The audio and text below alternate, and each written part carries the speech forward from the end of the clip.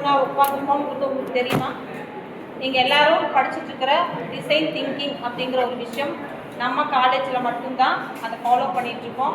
இது எதுக்குன்னு சொன்னால், உங்களுக்கான ஒரு பிரச்சனைகள் வந்துச்சுன்னு சொன்னால் அந்த பிரச்சனைகளுக்கு நீங்களே தனி ஆளாக இருந்து அதை சமாளிக்கணும் அப்படிங்கிறதுக்காக தான்.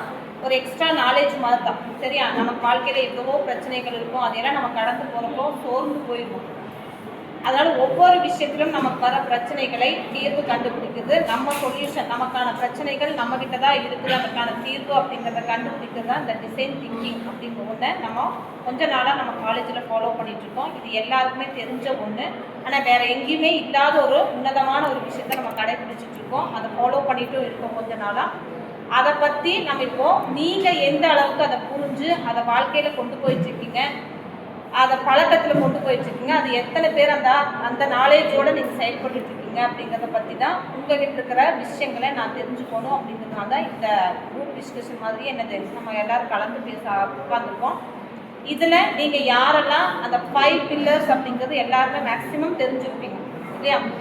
அந்த 5 பில்லர்ஸில் ஒவ்வொன்றும் எதை நோக்கி போயிட்டுருக்குது, என்னென்ன 5 பில்லர்ஸும் நம்ம என்னென்னலாம் ஆக்டிவிட்டி பண்ணிகிட்ருக்கோம், என்னென்ன விஷயமெல்லாம் அதுக்குள்ளே இருக்குது அப்படிங்கிறது ஜென்ரலாக எல்லாருக்குமே தெரியும். யாராவது ஒருத்தர் நீங்கள் அதை பற்றி விளக்கம் கொடுத்தீங்கன்னா நல்லாயிருக்கும். டிசைன் திங்கிங்னா என்ன? டிசைன் திங்கிங் ஃபர்ஸ்ட்டு ஏன் கண்டுபிடிச்சாங்கன்னா, டெய்லி லைஃப்பில் நம்ம நிறைய ப்ராப்ளம்ஸ் ஃபேஸ் பண்ணிகிட்ருப்போம். ஆனால் அதுக்கான கரெக்டான ஒரு தீர்வு கண்டுபிடிக்கிறதுக்கு கொஞ்சம் சிரமமாக இருந்துச்சு. அதனால டிசைன் திங்கிங்னு ஒரு கான்செப்டை வந்து இன்ட்ரடியூஸ் பண்ணாங்க. டிசைன் திங்கிங்னா என்னென்னா, ஒரு ஹியூமன் சென்டர்ட் அப்ரோச். அது வந்து மனுஷங்களோட சைட்லேருந்து நம்ம யோசித்து அதுக்கான ஒரு தீர்வு கொடுத்து அதுலேருந்து நம்ம ப்ராப்ளம் சால்வ் பண்ணுற மாதிரி ஏதாச்சும் ஒரு தீர்வு கொண்டு வர்றது தான் டிசைன் திங்கிங். அதில் வந்து 5 ஸ்டேஜஸ் இருக்குது. ஃபஸ்ட்டு வந்து எம்பத்தி, அதுக்கப்புறம் டிஃபைன், அதுக்கப்புறம் ஐடியேட், அதுக்கப்புறம் ப்ரோட்டோடைப், அப்புறம் டெஸ்ட். ஃபர்ஸ்ட் வந்து எம்பத்தி. ஃபர்ஸ்ட் ஸ்டேஜ் வந்து இந்த 5 பில்லரில் எம்பத்தி. இந்த எம்பத்தி வந்து ஒரு ப்ராப்ளம் ஒருத்தவங்களுக்கு நடக்குதுன்னா அந்த ப்ராப்ளமாக எப்படி ஃபேஸ் பண்ணுறதுன்னா அவங்க இடத்துலேருந்து நம்ம பார்க்குறதுக்கு பேர் தான் இந்த எம்பத்தி.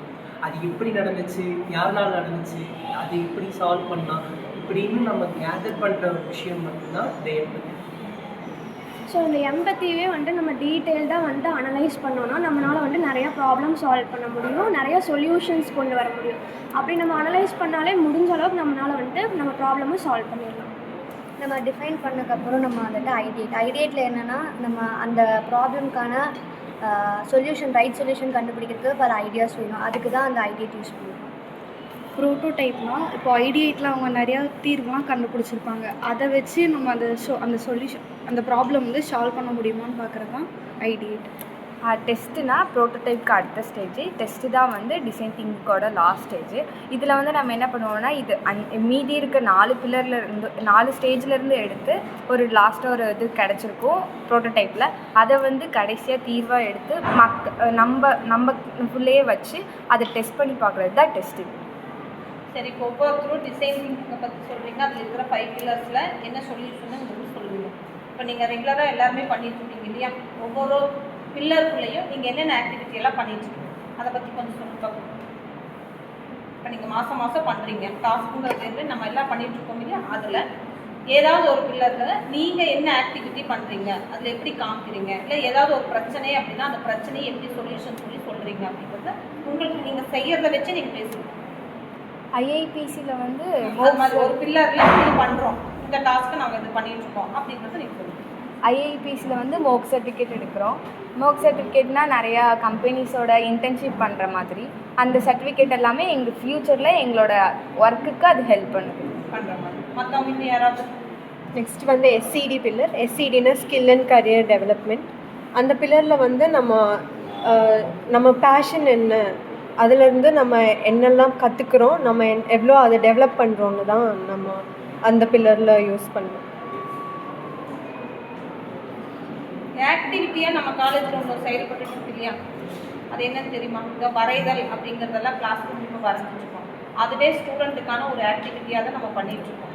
அதுவும் என்னதுன்னா இந்த 5 பில்லர்ஸில் ஒரு விஷயந்தான் அந்த வரைதல் அப்படிங்கிற ஒரு விஷயம். அது மாதிரி நம்மக்கிட்ட என்ன திறமை இருக்குதோ அந்த திறமைகளை எல்லாம் கொண்டு போய் சேர்க்கிற ஒரு விஷயந்தான் நம்ம இந்த டிசைன் திங்கிங் அப்படிங்கிற ஒரு விஷயமா இருக்குது.